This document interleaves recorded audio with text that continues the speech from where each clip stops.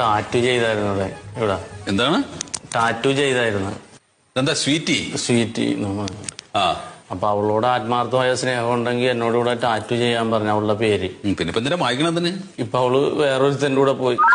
ആ അപ്പൊ ഇത് ഇവിടെ കിടന്നിട്ട് വേറൊന്നും സെറ്റ് ആകണമില്ല. ഞാനിതും ചോദിച്ചിട്ട് നടക്കണല്ലോ. എന്താ തൊഴില്? ഒന്നും ആയിട്ടില്ല, നോക്കണം.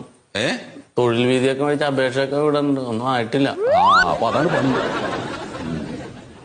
ഇവിടെ ഞാൻ എന്റെ ഇവിടെ അടയ്ക്കാൻ പൈസ ഉണ്ട് നിങ്ങളുടെ കയ്യില്? ഇത്രയും പൈസ ബുദ്ധിമുട്ടാണ് സാറ്. ആ എന്നാ പിന്നെ ഒരു കാര്യം ചെയ്യാം.